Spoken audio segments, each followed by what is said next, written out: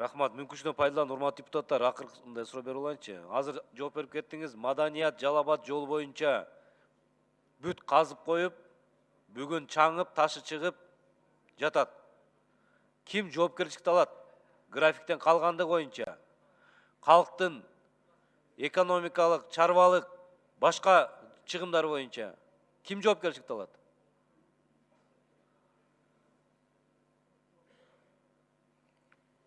Азыркы күндө биз банк менен бүт банктын талаптарын иштеп чыктык.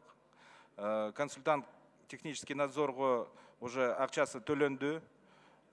Ушу жумада, жээнки жумада подрядчиктин акчасы төлөнөт деп ишенип атабыз. Банк менен тыкыз иштеп атабыз да. Эми банк бүт проекттин документацияларын баарын текшерип чыкты.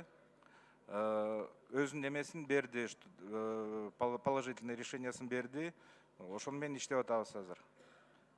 Мен түшүнүгүм боюнча мунга чейин анда положительный жок эле иштеп аткан экенсиңер да, туурабы? Жок, банктын талабы ошондой болду. Эми бүт баарына документация боюнча азыр суроо жок.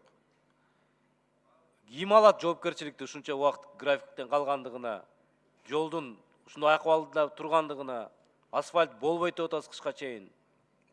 Эми биз министерствонун ичинен дагы эметип, ГРИПтин директору ордунан бошотулду. Дагы жоопкерчиликтерди дагы карайбыз. Канча убакыт жалпы кечикти графиктен? Азыр аны эсептеп атабыз. Эмнесин эсептейсиңер эми? Убакыт эсептеш кыйын, канча ай кечикти же канча күн кечикти? Где-то 9 айдын деп эсептеп атабыз азыр.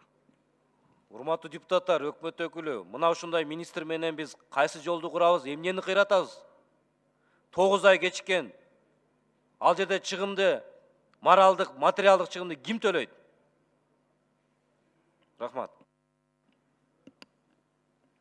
Кийинки сөз депутат Бокоев Кенжебек Сатымкуловичтен. Рахмат. Мына бул жерде азыр